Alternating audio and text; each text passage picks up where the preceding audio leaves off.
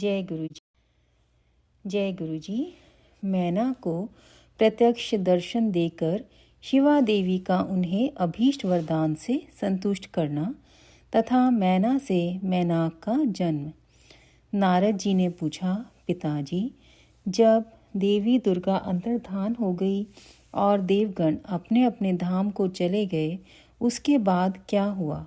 ब्रह्मा जी ने कहा, मेरे पुत्रों में श्रेष्ठ विप्रवर नारद जब विष्णु आदि देव समुदाय हिमालय और मैना को देवी की आराधना का उपदेश दे चले गए, तब गिरिराज, हिमाचल और मैना दोनों दंपति ने बड़ी भारी आरंभ की। वे दिन रात शंभु और शिवा का चिंतन करते हुए भक्ति युक्त चित्त से नित्य उनकी सम्यक रीति से आराधना करने लगे। हिमवान की पत्नी मैना बड़ी प्रसन्नता से शिव सहित शिवा देवी की पूजा करने लगी। वे उन्हीं के संतोष के लिए सदा ब्राह्मणों को दान देती रहती थी। मन में संतान की कामना ले मैना चैत्र मास के आरंभ से लेकर 27 वर्षों तक प्रतिदिन तत्परता पूर्वक शिवा देवी की पूजा और आराधना में लगी रही। वे अष्टमी को उपवास करके नवमी को लड्डू, बलि सामग्री, पीठी, खीर और गंध पुष्प आदि देवी को भेंट करती थी। गंगा के किनारे औषधि प्रस्थ में उमा की मिट्टी की मूर्ति बनाकर नाना प्रकार की वस्तुएं समर्पित करके उसकी पूजा करती थी। मैना देवी कभी निराहार रहती, कभी व्रत के नियमों का पालन करती, कभी जल पीकर रहती और कभी हवा पीकर ही रह जाती थी। विशुद्ध तेज से चमकती हुई दीप्तिमती मैना ने प्रेम पूर्वक शिवा में चित्त लगाए 27 वर्ष व्यतीत कर दिए। 27 वर्ष पूरे हो जाने पर जगन्मयी शंकर कामिनी जगदम्बा उमा अत्यंत प्रसन्न हुई। मैना की उत्तम भक्ति से संतुष्ट हो वे परमेश्वरी देवी उन पर अनुग्रह करने के लिए उनके सामने प्रकट हुई। तेजोमंडल के बीच में विराजमान तथा दिव्य अवयवों से युक्त उमा देवी प्रत्यक्ष दर्शन दे मैना से हंसती हुई बोली। देवी ने कहा, गिरिराज, हिमालय की रानी महासाध्वी मैना, मैं तुम्हारी तपस्या से बहुत प्रसन्न हूँ। तुम्हारे मन में जो अभिलाषा हो उसे कहो।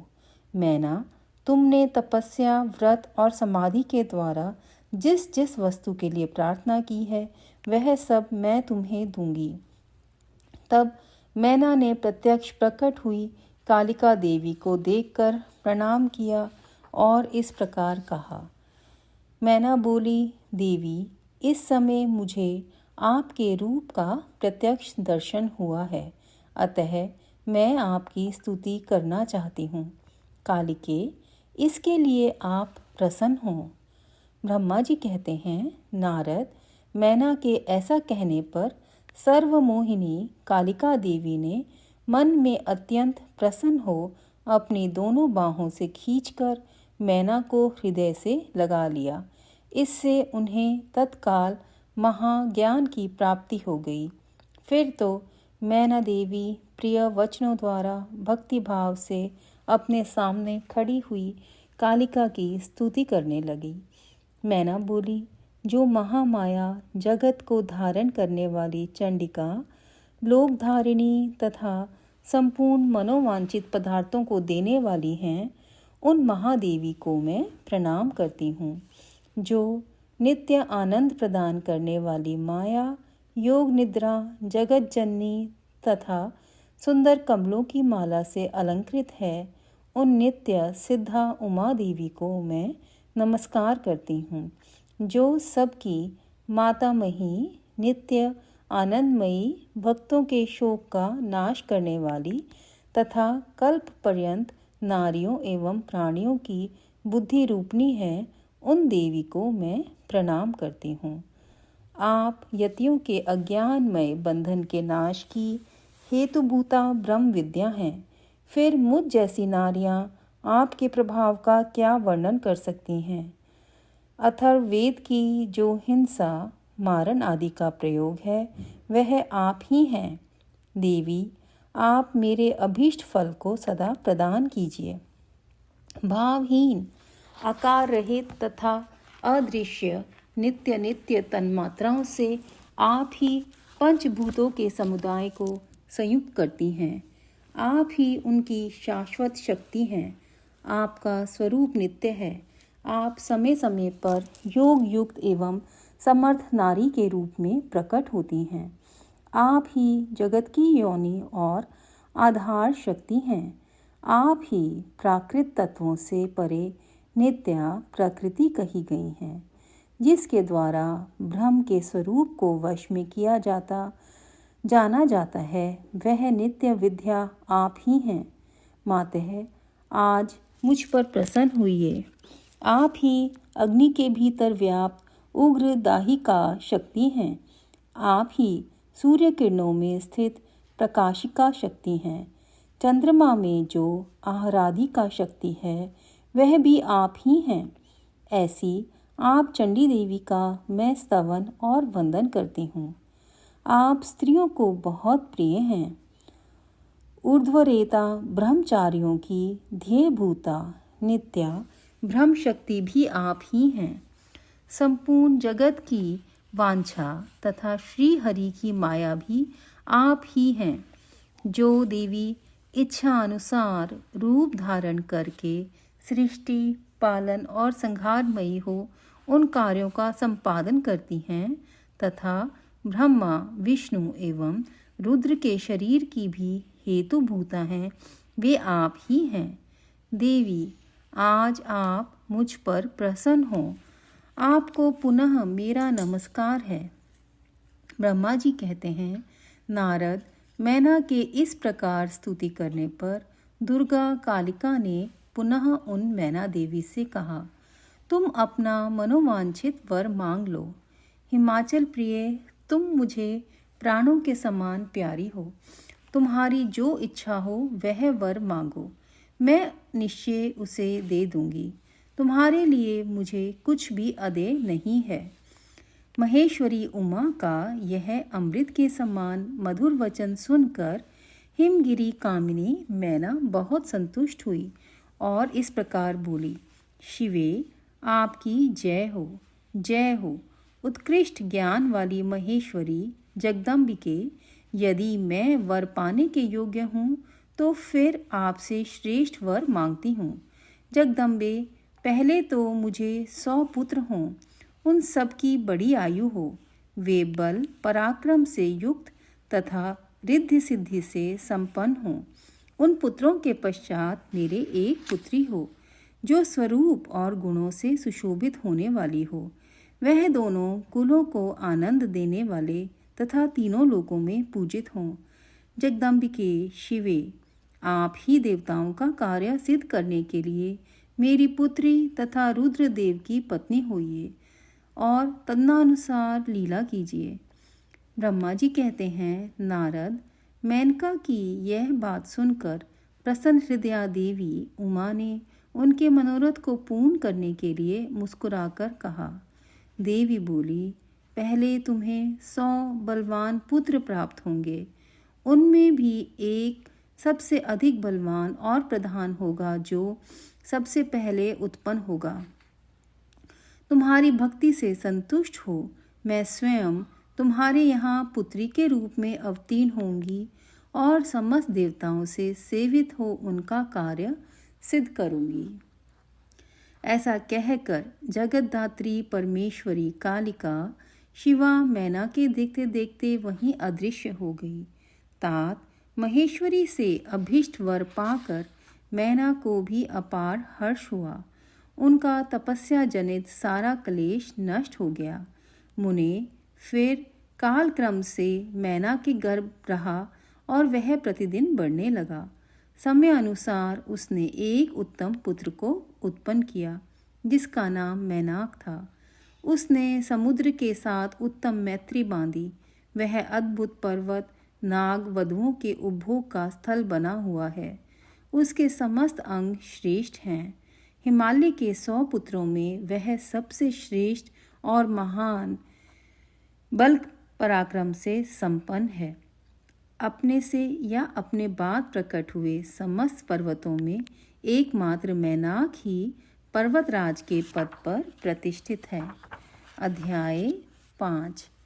देवी उमा का हिमवान के हृदय तथा मैना के गर्भ में आना, गर्भस्था देवी का देवताओं द्वारा स्तवन, उनका दिव्य रूप में प्रादुर्भाव, माता मैना से बातचीत तथा नवजात कन्या के रूप में परिवर्तित होना। ब्रह्मा जी कहते हैं, नारद तदंतर मैना और हिमवान आदरपूर्वक देव कार्य की सिद्धि के लिए कन्या प्राप्ति के हेतु वहाँ जगत जननी भगवती उमा का चिंतन करने लगे, जो प्रसन्न होने पर संपूर्ण अभीष्ट वस्तुओं को देने वाली हैं। वे महेश्वरी उमा अपने पूर्ण अंश से गिरिराज हिमवान के चित्त में प्रविष्ट हुई। इससे उनके शरीर में अपूर्व एवं सुंदर प्रभा उतर आई। वे आनंद मग्न हो अत्यंत प्रकाशित होने लगे। उस अद्भुत तेजो राशि से संपन्न महामना हिमालय अग्नि के समान अदृश्य हो गए। तत्पश्चात सुंदर कल्याणकारी समय में गिरिराज हिमालय ने अपनी प्रिया मैना के उदर में शिवा के उस परिपूर्ण अंश का आधान किया। इस तरह गिरिराज की पत्नी मैना ने हिमवान के हृदय में विराजमान करुणा निधान देवी की कृपा से सुखदायक गर्भ धारण किया। संपूर्ण जगत की निवास भूता देवी के गर्भ में आने से गिरिप्रिया मैना सदा तेजोमंडल के बीच में स्थित होकर अधिक शोभा पाने लगी। अपनी प्रिया शुभांगी मैना को देखकर गिरिराज हिमवान बड़ी प्रसन्नता का अनुभव करने लगे। गर्भ में जगदम्बा के आ जाने से वे महान तेज से संपन्न हो गई थी। मुने उस अवसर में विष्णु आदि देवता और मुनियों ने वहां आकर गर्भ में निवास करने वाली शिवा देवी की स्तुति की और तदंतर महेश्वरी की नाना प्रकार से स्तुति करके प्रसन्नचित हुए वे सब देवता अपने अपने धाम को चले गए। जब 9वां महीना बीत गया और 10वां भी पूरा हो चला, तब जगदम्बा कालिका ने समय पूर्ण होने पर गर्भस्थ शिशु की जो गति होती है उसी को धारण किया, अर्थात जन्म ले लिया। उस अवसर पर आद्या शक्ति सती साध्वी शिवा पहले मैना के सामने अपने ही रूप से प्रकट हुई। वसंत ऋतु में चैत्र मास की 9वीं तिथि को मृगशिरा नक्षत्र में आधी रात के समय चंद्रमंडल से आकाश गंगा की भांति मैना के उदर से देवी शिवा का अपने ही स्वरूप में प्रादुर्भाव हुआ। उस समय संपूर्ण संसार में प्रसन्नता छा गई। अनुकूल हवा चलने लगी जो सुंदर, सुगंधित एवं गंभीर थी।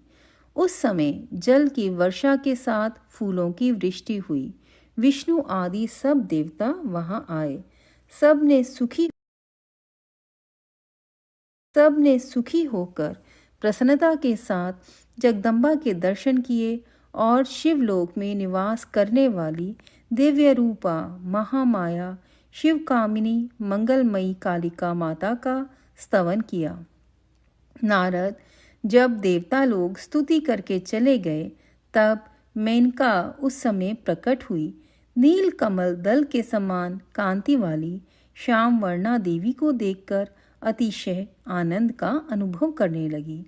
देवी के उस दिव्य रूप का दर्शन करके गिरिप्रिया मैना को ज्ञान प्राप्त हो गया। वे उन्हें परमेश्वरी समझकर अत्यंत हर्ष से उल्लसित हो उठी और संतोषपूर्वक बोली। मैना ने कहा, जगदम्बे महेश्वरी, आपने बड़ी कृपा की जो मेरे सामने प्रकट हुई। अंबिके, आपकी बड़ी शोभा हो रही है। शिवे, आप संपूर्ण शक्तियों में आद्या शक्ति तथा तीनों लोकों की जननी हैं।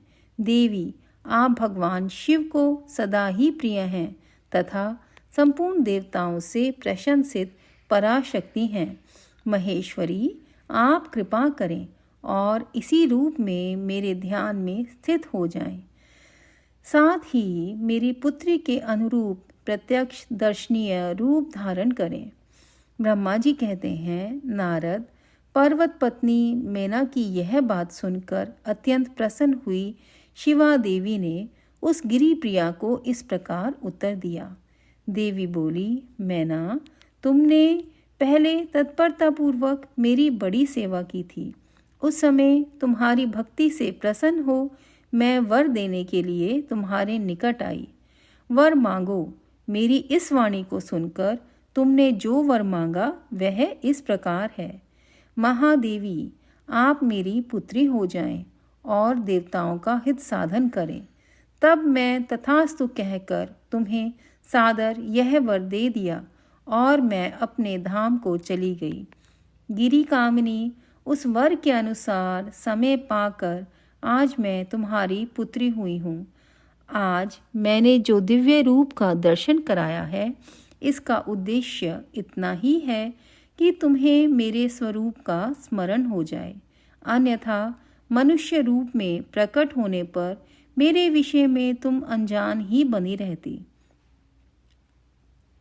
अब तुम दोनों दंपति पुत्री भाव से अथवा दिव्य भाव से मेरा निरंतर चिंतन करते हुए मुझ में स्नेह रखो। इससे मेरी उत्तम गति प्राप्त होगी।